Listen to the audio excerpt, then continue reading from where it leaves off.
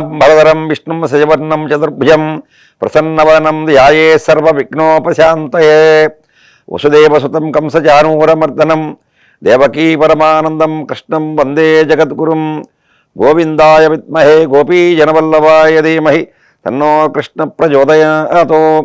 ఓం CVR TV ప్రేక్ష మహాశయులు స్వాగతం సుస్వాగతం. తులసీమాస మహాత్యం episode 2లో తులసీమాత మహాత్యం గురించి చెప్పుకోబోతున్నాం. తదుపరి కార్యక్రమంలో భాగంగా మనం ఉన్నటువంటి యొక్క మన్వంతరాల్లో 14 మన్వంతరాల్లో 7వ మన్వంతరం ఇప్పుడు ప్రస్తుతం నడుస్తున్నటువంటిది. ఈ 7వ మన్వంతరంలో ఉన్నాం మనం. ఏదన్నా మనం దేవాలయాల్లోకి వెళ్ళినప్పుడు సంకల్పం చెబుతూ సంవత్సరము, ఆయనము, ఋతువు, మాసము, పక్షము, తిథి, వారము, నక్షత్రము ఈ విధమైనటువంటి సంకల్పంతో చెబుతూ మన యొక్క గోత్రము, మన యొక్క పేరు, ధర్మపత్న్యాసహ అని చెబుతాం. అలాగే మనం మన్వంతరం 7వ మన్వంతరంలో ఉన్నాం. మనం ఒక మన్వంతర కాలం ఆమె తపస్సు చేసినట్టు అది అందుకున్న వచ్చింది ఇక్కడ మన్వంతరం అనేటువంటి విషయం. 7వ మన్వంతరం అనేటువంటి విషయం, మన్వంతరాలు అనేటువంటి పేర్లు అందుకొని రాబడ్డాయి ఇక్కడికి. ఒక మన్వంతర కాలం ఆమె తపస్సు చేసి ఆ వరాన్ని పొందింది. ఆమె తరం ఏమని ఆమె కోరిక ఏంటట? వేదవతి యొక్క కోరిక విష్ణుమూర్తే నాకు భర్తగా కావాలి అనేటువంటి కోరిక. ఆమె కోరుకొని తపస్సు చేసింది. తపస్సు చేసి ఒక ఆధ్యాత్మికంగా ఉన్నటువంటి యొక్క స్త్రీ కానీ పురుషుడికి కానీ వారి యొక్క ప్రవర్తన కానీ వారి యొక్క మార్గం నడవడికలు కానీ వారి యొక్క మార్గం కానీ వారు ధరించేటువంటి దుస్తువులు కానీ హావభావాలు కానీ వారు తీసుకునేటువంటి ఆహార పదార్థాలు కానీ ధర్మబద్ధంగానే ఉంటాయి, వేద సమ్మతంగానే ఉంటాయి. ఇవన్నీ కూడాను మనం వీళ్ళు తపస్సు చేసేటువంటి సమయంలో వేదోక్తంగా చక్కగా ఆమె నిర్జనమైన ప్రదేశం, హిమాలయ ప్రదేశం నిర్జనంగా ఉంటుంది. రకరకాలైనటువంటి యొక్క నదులు సెలయేర్లు పారుతూ ఉంటాయి ఇక్కడ. అలాంటి ప్రదేశాన్ని ఆమె ఎన్నుకొని ఆమె తపస్సు చేసుకుంటుంది. ఒక మన్వంతర కాలం తపస్సు చేసింది. కళ్ళు తెరిచి చూసింది. కొంతకాలం తర్వాత కళ్ళు తెరిచి చూస్తే చూడగానే ఆ హిమాలయ పర్వతాల్లో తపస్సు చేసుకున్నటువంటి వేదవతికి ఒక మన్వంతర కాలం తపస్సు చేయగానే కళ్ళు తెరిచి చూడగానే ఎదురుగా రావణాసుడు కనపడ్డాడు. ఈ రావణాసుడు త్రేతాయుగం నాటివాడు. ఈ త్రేతాయుగం నాటి రావణాసుడు అన్ని భూమి మీద ఉన్నటువంటి ఒక భూలోకం మొత్తమే కాకుండా మొత్తం 3 లోకాలు తిరుగుతూనే ఉన్నాడు. అంటే ఓతో భాగంలో ఉన్నటువంటి 7 లోకాలు, అధో భాగంలో ఉన్న భూమికి అధో భాగంలో ఉన్నటువంటి 7 లోకాలు తిరిగి అతను అందరినీ నేను జయించాను, నేను నా మీద యుద్ధం చేసేటువంటి వాడు లేడు అని అనిపించుకోవాలని అతని యొక్క కోరిక. తపస్సు చేసింది కూడా అందుకనే, శివుడి కోసమని తపస్సు చేసి ఆ విధమైనటువంటి గుణంతో తిరుగుతున్నాడు హిమాలయ పర్వతాల్లో. తిరుగుతుంటే అదే సమయంలో అక్కడ వేదవతి తపస్సు చేసుకున్నటువంటి యొక్క ప్రదేశానికి వచ్చాడు హిమాలయ పర్వతాల్లో. కళ్ళు తెరిచి చూడగానే ఈ రావణాసుడు కనిపించగానే సహజంగా స్త్రీ తపోదీక్షలో ఉంది. ఆమె ఉన్నప్పుడు ఎలాంటి మాట అనకూడదు. ఒకవేళ కళ్ళు తెరిచి చూసినప్పుడు అమ్మా నువ్వు ఎవరి బిడ్డవు, ఏంటి, ఎవరి కోసం తపస్సు చేస్తున్నావు అనేటువంటి సాత్విక భావనే కలగాలి. సాత్వికమైనటువంటి మాటలే రావాలి నోటి నుంచి కూడా. అది కాకుండా రజోగుణమైనటువంటి యొక్క రాక్షసులకు ఎక్కువగా రజోగుణం ఉంటుంది, రజోగుణ ప్రవృత్తి. వారు తినే ఆహార పదార్థాలు కానీ వారు చేసేటువంటి యొక్క నడవడికలు కానీ అన్నీ కూడా ఆ విధంగానే ఉంటాయి. రజోగుణ ప్రవృత్తి కావడం చేత అతడు కామ్యకమైనటువంటి గుణంతో ఆ యొక్క వేదవతిని చూచి బలాత్కరించబోతే ఆమె లక్ష్మీదేవిని స్తుతి చేసింది. ఎప్పుడైతే లక్ష్మీదేవిని స్తుతి చేసిందో ఈమెకున్నటువంటి తపోబలం చేత నుంచి ఆ రావణాసుడు చేయి పట్టుకొని బలాత్కరించబోయేటువంటి సమయంలో ఆమె విదుల్చుకొని ఆ యొక్క బంధం నుంచి విడబడిన తర్వాత ఆమె ఒకటే అనుకుంది, స్త్రీని నువ్వు కామ్యకమైనటువంటి గుణంతో చూసావు ఈ శరీరాన్ని, కాబట్టి ఈ శరీరం ఇక వద్దు, ఈ శరీరం ఇంతతో తను తారించాలనుకుంది ఆమె. అనుకొని ఆ యోగాగ్నిలో భస్మం కావటం కోసమని ఆమె తపోదీక్షలో కూర్చొని యోగాగ్నిలో భస్మం అయింది. భస్మం కావటానికి ముందుగా ఆమె రావణాసుడికి ఒక శాపం పెట్టింది. ఏ స్త్రీనైతే నువ్వు ముట్టుకొని బలాత్కరించబోయావో ఆ స్త్రీ వల్ల నీకు మరణం కలుగుతుంది, నీకే కాకుండా నీ యొక్క పరివారానికి, అంటే నీ వెంట వచ్చేటువంటి వారందరికీ కూడా, నీ పరివారానికి, నీ యొక్క బంధువులకి, నీ యొక్క రక్తస్పర్శి ఉన్నటువంటి సోదరులందరికి కూడా మరణం కలుగుతుంది ఆ స్త్రీ వల్ల అని శాపం పెట్టింది. శాపం పెట్టి అతను ముట్టుకున్నటువంటి శరీరం యోగాగ్ని చేత భస్మం చేసుకొని ఆమె ఉన్నటువంటి ఒక ఆ యోగాగ్ని చేత భస్మం చేయబడినటువంటి ఒక శరీరం మిగిలింది ఏదైతే ఉన్నదో ఆ పక్కన ఉన్నటువంటి ఒక గంగలో ఆమె నిమజ్జనం కాబడింది. ఆ గంగలో ఆమె ఒక శరీరాన్ని వదిలిపెట్టేసింది. తర్వాత ఈ త్రేతాయుగంలో వేదవతిగా నామకరణం, ఏదైతే వేదవతి తపస్సు చేసినటువంటి ఒక కాలం అప్పుడు చెప్పుకుంటూ వచ్చారు, కృతాయుగంలో ఈమె తపస్సు చేసిందని. ఆ వేదవతి కృతాయుగంలో తపస్సు చేసి యోగాగ్ని చేత ఆమె శరీరాన్ని భస్మీపటలం చేసుకున్న తర్వాత ఆమె త్రేతాయుగంలో జనక మహారాజుకి సీతాదేవిగా ఆవిర్భవించింది అని. తర్వాత యుగం ఉంది, ద్వాపర యుగం. ఈ ద్వాపర యుగంలో ద్రౌపదిగా అవతరించింది అని. ఆ 3 యుగాల వరకు ఆమె ఆ విధంగా అవతరించుకుంటూ వచ్చిన తర్వాత ఈ ద్వాపర యుగంలో ఉన్నటువంటి ఒక ద్రౌపది ఈ ద్రుపద మహారాజుకి యజ్ఞం నుంచి ఆవిర్భవించినటువంటి ఆమె. ఈ ద్రౌపదికి కృష్ణ అనేటువంటి నామకరణం మొట్టమొదటిగా, తర్వాత ద్రౌపది అనే నామకరణం కూడా వాడు చేశారు. కృష్ణ, ద్రౌపది ఈ రెండు కూడా ఆమెకు ఉన్నటువంటి యొక్క పేర్లే. అయితే కృతాయుగంలో వేదవతి, త్రేతాయుగంలో సీతాదేవి, ద్వాపర యుగంలో ద్రౌపదీదేవిగా 3 యుగాల్లో 3 హంసలుగా ఆమె ఆవిర్భవించింది. తర్వాత ఈమె యొక్క ముఖ్య ఉద్దేశం ఏంటి అని అంటే నారాయణుని చేరుకోవాలి, విష్ణువుని నేను భర్తగా పొందాలి అనేటువంటిది. ఆమె త్రేతాయుగంలో రామచంద్రమూర్తిని భర్తగా పొందింది. ఆ విధంగా ఆమె అనుకున్నటువంటి కోరిక నెరవేరింది. తర్వాత ధర్మధ్వజుడు అని ఉన్నాడు, కుశధ్వజుడు యొక్క సోదరుడు ధర్మధ్వజుడు. ఆ ధర్మధ్వజుడు కూడా వివాహం చేశారు. ఆ ధర్మధ్వజుని యొక్క భార్య పేరు మాధవి. వారు కూడాను సహజంగా వీళ్ళంతా కూడా మనువు యొక్క సంతతి కాబట్టి ఏదైనా కూడాను తాత తండ్రుల నుంచే వస్తుంటుంది. ఏదన్నా ఆచార వ్యవహారాలు ఏదన్నా ఉన్నట్లయితే తాత తండ్రులు అందరూ కూడా కొంచెం దేవాలయానికి వెళ్ళి భగవత్ కార్యక్రమంలో పాల్గొని భగవత్ నామస్మరణ చేస్తూ భగవద్భక్తిగా ఉండేవాళ్ళు అయినట్లయితే వారి వంశీకులకు కూడా అదే భక్తి భావాలు అంటూ వస్తుంటాయి. సహజంగా చూడండి, దేవాలయాల్లో ఎక్కడన్నా దేవాలయం గ్రామంలో కట్టేటప్పుడు వాళ్ళ నాన్నగారు ఇతను చిన్నతనంగా ఉన్నప్పుడు వాళ్ళ నాన్నగారు దేవాలయానికి శిఖరమో లేకపోతే దేవాలయానికి సంబంధించిన ఏదైనా ఒక వస్తువు, ఒక వాహనమో, ఉత్సవం చేయడానికి ఒక వాహనం ఏదైనా ఇచ్చారనుకోండి, వాళ్ళ నాన్నగారు జాతస్యవరంగా ద్రోహం, వాళ్ళ నాన్నగారు చనిపోయారు.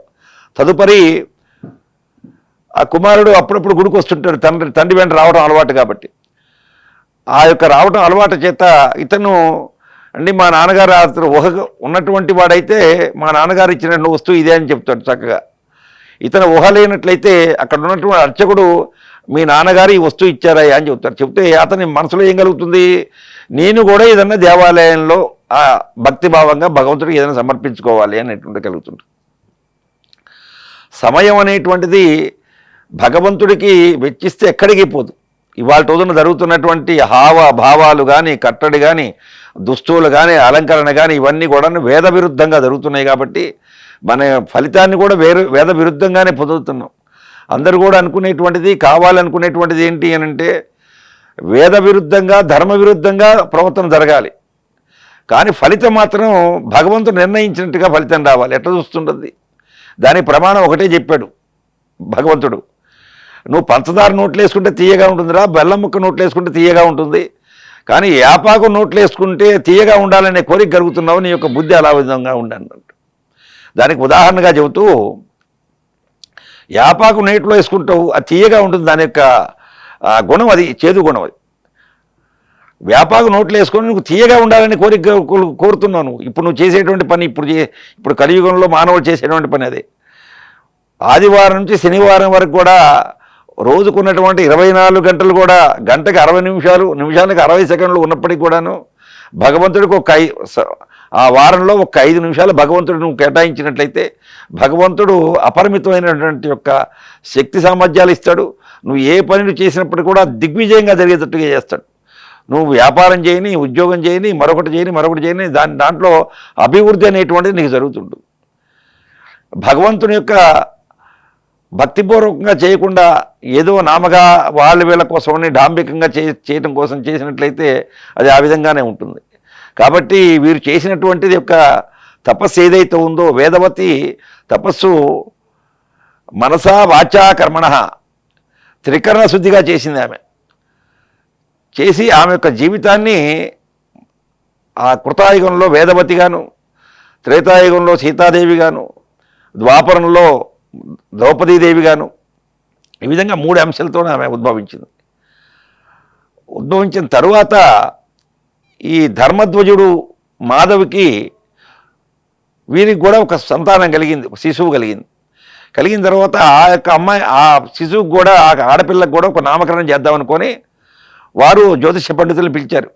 పిలిచి వాళ్ళు తులసి అని నామకరణం చేయమ్మా ఈ యొక్క శిశువుకి అని అన్నారు.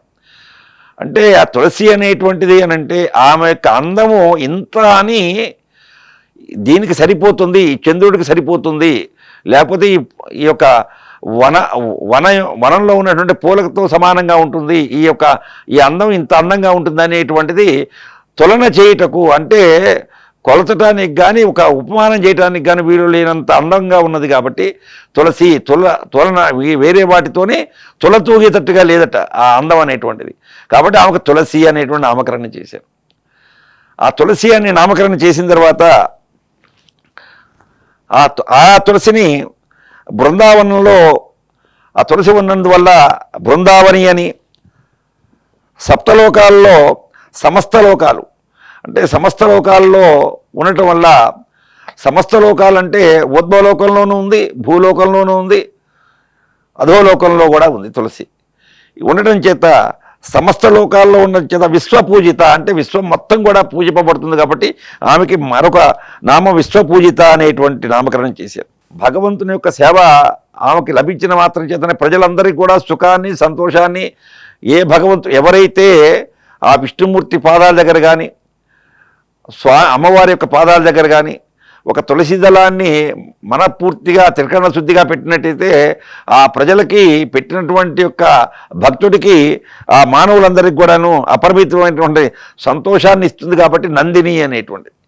నందిని అని అంటే ఆనందాన్ని కలిగించేటువంటి, ఆనందం అంటే సంతోషాన్ని కలిగిస్తుందట ఆ యొక్క పూజ చేసినటువంటి వాళ్ళందరికీ కూడా. తర్వాత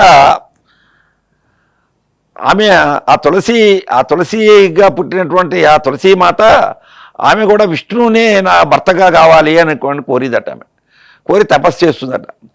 తపస్సు చేస్తూ కృష్ణుడిని, ఆ యొక్క విష్ణుమూర్తిని ప్రాణనాథుడిగా కావాలని తపస్సు చేసినటువంటి ఆమె. కాబట్టి ఆమెకి కృష్ణజీవని అనేటువంటి నామకరణం కూడా ఉంది. ఇదే తులసీదేవిని రకరకాలైనటువంటి నామాలతో పిలుస్తారని, ఈ తులసి కార్తీక పూర్ణమి రోజున శుక్రవారం రోజుగా ఉన్నటువంటి కార్తీక పూర్ణమి రోజున తులసి మాత ఆవిర్భవించింది. కాబట్టి కార్తీక మాసంలో తులసి పూజ కార్యక్రమాలు ఎక్కువగా చేస్తారు. ఏ దేవాలయంలో కూడాను 1,00,000 తులసి పూజ అని, 1,00,00,000 తులసి పూజ అని పూజాది కార్యక్రమాలు చేస్తూ ఉంటారు. అయితే ఈ తులసి అమ్మవారు చాలా ఒక 100 సంవత్సరాలు గంధమాదన పర్వతాలు అంటే మనం ఇప్పుడు భౌతికంగా చెప్పుకోవాలంటే హరిద్వార్ నుంచి 10-15 కిలోమీటర్లు వెళ్తూ ఉంటుంటే ఉత్తరాఖండ్ రాష్ట్రంలో హిమాలయ పర్వతాల్లో ప్రప్రథమంగా ఉన్నటువంటిది ఒక భాగాన్ని పాదభాగం అంటారు. ఈ పాదభాగాన్నే ఋషికేశ్ అంటాం మనం. ఆ ఋషికేశ్ నుంచి బదరీ వెళ్ళేటువంటి ఒక మార్గంలో మనకి జోషిమఠ్ అని ఉంటుంది ఒకటి. ఆ జోషిమఠ్లో నరసింహస్వామి దేవాలయం ఉంది. ఆ నరసింహస్వామి దేవాలయంలో ఈ బదరీలో 6 నెలలు అంటే అక్షయ తృతీయ వైశాఖ శుద్ధ తృతీయ నుంచి దీపావళి అమావాస్య వరకు కూడా 6 నెలలు స్వామివారికి మానవ పూజ జరుగుతుంది ఆ బదరీనారాయణమూర్తికి. అమావాస్య రోజున పూజాది కార్యక్రమాలు నిర్వహించి దేవాలయాన్ని మూసివేస్తారు. తదుపరి అక్షయ తృతీయ రోజున తెరుస్తారు. అంటే 6 నెలలు మానవ పూజ, 6 నెలలు బద్రీనారాయణ స్వామికి ఋషి పూజ జరుగుతుంటుంది. ఆ ఋషి పూజ జరిగేటువంటి సమయంలో ఆ బద్రీనారాయణ స్వామి వారి యొక్క ఉత్సవ విగ్రహాలు ఉంటుంటాయి. ఆ ఉత్సవ విగ్రహాన్ని తీసుకొచ్చేసి ఈ జోషిమఠ్లో ఉన్నటువంటి యొక్క నరసింహస్వామి దేవాలయంలో పెడతారు. ఇక్కడ మనం నరసింహస్వామి అంటాం, అక్కడ నరసింహ దేవాలయం అంటారు. అక్కడ ఆ నరసింహస్వామి దేవాలయంలో పెడతారు. అయితే విశేషంగా ఇప్పుడు చెప్పొచ్చేది ఆ జోషిమఠ్ దగ్గర నుండి బదరీ వరకు వెళ్ళేటువంటి 20 నుంచి 26 కిలోమీటర్ల యొక్క మార్గం ఏదైతే ఉందో ఆ కొండ ప్రాంతం ఏదైతే ఉందో ఆ పర్వత ప్రాంతాన్ని గంధమాదన పర్వతాలు అంటారు. ఆ పర్వతాలు, ఆ గంధమాదన పర్వతాల్లో 100 సంవత్సరాలు ఈమె తపస్సు చేసిందట తులసీమాత. తపస్సు చేసి కార్తీక పౌర్ణమి రోజున లక్ష్మి యొక్క అంశతో పూజ చేసి చక్కనైనటువంటి చేయటం చేత ఆమెకు విశేషమైనటువంటి పూజ కార్యక్రమం కూడా త్రికరణ శుద్ధిగా చేసినట్లయితే మనం ఏదైతే ఫలితం కావాలని అనుకుంటామో ఆ ఫలితం సక్రమంగా సిద్ధిస్తుందట. మనం చేసేటువంటి భక్తి భావం త్రికరణ శుద్ధిగా చేసినటువంటి దాన్ని. కాబట్టి ఆమె ఆ గంధమాదన పర్వతాల్లో ఒక 100 సంవత్సరాలు తపస్సు చేసిందట. తపస్సు చేసి చేయటం చేత ఆమె చాలా అందమైనటువంటి యొక్క శరీరంగా ఏర్పడింది. ఆమె చేసి తర్వాత అటు తర్వాత కూడా మళ్ళీ 1,00,000 దేవతా వర్షాలు అంటే కొన్ని వేల సంవత్సరాలు ఆ యొక్క నారాయణుడే భక్త కావాలి అనేటువంటి దీంతో ఆమె తపస్సు చేసింది. ఆ కోరికతో చేసిన తర్వాత ఈమె కోరిక సిద్ధించాలి కదా. సిద్ధించే సమయం ఆసన్నమైంది. కృష్ణుడు రాధ ఇద్దరు కూడాను గోలోకం అంటూ ఒకటి ఉంది. భూలోక, భువర్లోక, సువర్లోక, మహోలోక, జనోలోక, తపోలోక, సత్యలోకం. ఈ సత్యలోకం అనేటువంటిది వైకుంఠంలో విష్ణుమూర్తి ఉంటాడని, ఆ విష్ణుమూర్తి పాలసముద్రంలో శేషపానుపై లక్ష్మీదేవి సమేతుడిగా ఆ విష్ణుమూర్తి ఉంటాడని, దానికి పై భాగంలో ఉంటుంది గోలోకం. ఆ గోలోకంలో ఇద్దరే ఉంటారు, రాధా కృష్ణుడు ఇద్దరు కూడా. వీరిద్దరూ ఉంటారు. అనుకోకుండా కొన్ని సమయాల్లో ఆ కృష్ణుడు యొక్క గోపికలు ప్రేయసులు చాలామంది ఉన్నారు. వాళ్ళలో విరజ అనేటువంటి ఒక ప్రేయసు ఉంది. ఆమె మాట్లాడుతుందట. మాట్లాడుతున్న సమయంలో అక్కడ ఆయన స్నేహితుడు ఉన్నాడు, సుధాముడు అనేటువంటి. కృష్ణ భగవానుడికి సుధాముడు ఉన్నాడు. మాట్లాడుతున్న సమయంలో సుధాముడు ఉన్నాడు అక్కడ. ఆ సమయంలో రాధాదేవి అక్కడికి వచ్చింది. వచ్చేసి సుధాముడిని అడిగింది. ముందు కృష్ణ భగవాను అడిగింది, అయ్యా నువ్వు ఎవరో ఆడవాళ్ళతో మాట్లాడుతున్నట్టున్నావు, నాకు శబ్దం వినపడింది, స్త్రీల యొక్క గొంతు వినపడింది అంటే, నేను ఆడవాళ్ళతో ఎవరితోనూ మాట్లాడలేదు అని అన్నాడు. అన్న తర్వాత సాక్ష్యం అడగాలిగా, పక్కన ఉన్నటువంటి యొక్క సుధాముడు ఉన్నాడుగా, ఆ సుధాముడిని అడిగాడు, మరి మీ స్వామి ఆడవాళ్ళతో మాట్లాడినట్టుగా నాకు అనిపించింది, నిజం చెప్పు అని అన్నాడు. ఈ సుధాముడు కూడా అబద్ధం చెప్పాడు, ఎవరు మాట్లాడలేదు స్వామితోని అని. ఆమెకు వెంటనే కోపం వచ్చింది. కోపం వచ్చేసేసి, నువ్వు మానవ జన్మ భూలోకంలో మానవ జన్మ ఎత్తుగాక, ఆ మానవ జన్మ కూడాను రాక్షసుడిగా జన్మించుగాక. ఎప్పుడైతే విరజ ప్రేయసిగా మాట వినపడిందో, ఆ రాధాదేవి లోపలికి వస్తున్నటువంటి విషయం తెలిసిందో, ఆ విరజ నదిగా మారిందట. అందుకనే విరజా నది అని అంటారు. విరజా నది అనేటువంటిది కూడా ఒకటి భూమి మీద ప్రవహిస్తూ ఉంటుంది అన్నమాట, నదులలో విరజా నది అంటారు ఆ నదిని. తర్వాత శాప ప్రభావం చేత ఆ సుధాముడు శంఖచూడుగా జన్మెత్తాడట. శంఖచూడుగా జన్మెత్తి ఆ భూలోకంలో తపస్సు చేస్తున్నాడు. అతను శంఖచూడు అంటే అతని యొక్క మెడలో ఒక శంఖం ఉంటుంది. ఆ శంఖంలోనే ఉంటుంది ప్రాణం మొత్తం కూడా ఆయన ఇది చేసేటువంటిది. కాబట్టి ఆ శంఖచూడు అన్నారు ఆయనకి నామకరణం. ఆ నామకరణం చేస్తూ ఉన్నటువంటి ఒక శంఖచూడు కూడా ఆ విష్ణుమూర్తితో ఒకానొక సందర్భంలో యుద్ధాన్ని తలపడవలసి వచ్చింది. రాక్షసులు కూడా సహజమైనటువంటి యొక్క వారి యొక్క గుణం ఎక్కడికి పోదు, ఎప్పుడు విష్ణుమూర్తి యొక్క ద్వేషులుగానే ఉంటుంటారు వాళ్ళు. ఆ యొక్క ద్వేషంగా ఉండడం చేత వాళ్ళు ఆ స్వామివారి యుద్ధానికి యుద్ధం చేస్తూ ఉన్న సందర్భంలో కొంత సమయం ఎంత సమయం చేసినప్పటికి కూడాను వారు ఆ శంఖచూడు సరిపోవడం అంటూ జరగదు. చేసిన తర్వాత ఆ శంఖచూడు యొక్క మారువేషంలో విష్ణుమూర్తి వెళ్తాడు ఆ తులసీదేవి దగ్గరికి. ఆ తులసి అంతకుముందు పూజలో కూర్చుంటుంది, పూజ చేస్తూ ఉంటుంది. పూజ చేస్తున్నంతసేపు ఆ పూజ కూడా ఎవరికి పూజ చేస్తుంటుంది? విష్ణుమూర్తిని యొక్క పూజ చేస్తుంటుంది ఆమె. ఆ విష్ణుమూర్తి పూజ చేస్తున్న సమయంలో విష్ణుమూర్తే శంఖచూడు యొక్క మారువేషంలో ఆ పూజ భగ్నం చేయటం కోసం వస్తాడు. వచ్చిన సమయంలో ఎప్పుడైతే పూజా భగ్నం ఇక్కడ జరుగుతుంటుందో అక్కడ శంఖచూడు చనిపోతాడు. చనిపోయిన సందర్భంలో వెంటనే సహజంగా కొన్ని సమయాల్లో అసలు రూపం అంటూ బయటకు వస్తుంటుంది. బయటకు వచ్చి ఆ విష్ణుమూర్తి ఆ తులసీదేవిని స్పృశించబోయేటువంటి సమయం అంటే సహజంగా మారు వేషాల్లో కానీ ఏదన్నా వేషాల్లో ఉన్నప్పుడు భోజనం చేసే సమయంలో నిజరూపం వస్తుంటుంది. కామ్యకమైనటువంటి యొక్క సమయంలో నిజరూపం వస్తుంటుంది. తర్వాత ఏదన్నా భోజనం చేసేటువంటి సమయంలోనూ నిజరూపం వస్తుంటుంది. నిద్రపోయేటువంటి సమయంలో కూడా నిజరూపం వస్తుంటుంది. ఈ సమయంలో ఆమె స్పృశించే సమయంలో కామ్యకమైనటువంటి యొక్క గుణంతో ఆ కోరికతో స్పృశించే సమయంలో ఆయన అసరూపం అంటూ బయటకు వస్తుంది విష్ణుమూర్తి. వచ్చిన తర్వాత తులసీదేవి అంటుంది, నువ్వు నన్ను తాకావు కాబట్టి రాయిగా నువ్వు మారిపోవుగాక అని ఆ తులసీదేవి ఆ విష్ణుమూర్తిని శాపం పెడుతుంటుంది. పెట్టగానే స్వామి, అమ్మా నీ యొక్క ప్రాతిపత్యానికి నేను సరే రాయిగానే ఉంటాను, అయినప్పటికీ కూడా నేను కూడా నీకు శాపం పెడతాను అని ఆమెకి శాపం పెట్టాడట. ఏమని? నువ్వు నదిగా మారుగాక అని. ఆ తులసీదేవి నదిగా మారినటువంటిది గండకీ నది అనేటువంటిది. ఇది నేపాల్లో ఉందని చెబుతారు. ఇప్పుడు ఆ నదిగా మారటం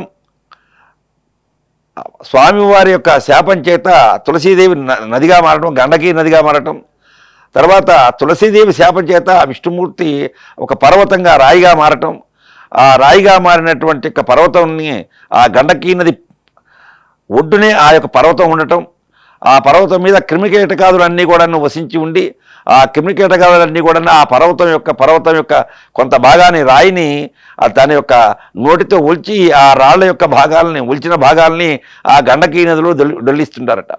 ఆ గండకీ నదిలో డొల్లించినటువంటి స్వామివారి పర్వతంగా ఆయన తులసీదేవి చేత తులసీమాత చేత శిపింపబడ్డాడు కాబట్టి ఆ రాయి పర్వతంగా ఉన్నటువంటి రాయి యొక్క కీటకాదుల చేత వలసబడినటువంటి రాయి ఏదైతే ఉందో ఆ రాయి వృధా కాకూడదు కాబట్టి ఆ గండకీ నదిలో పడి ఆ రాయి శాలిగ్రామంగా విష్ణు యొక్క రూపంగా మారిందట.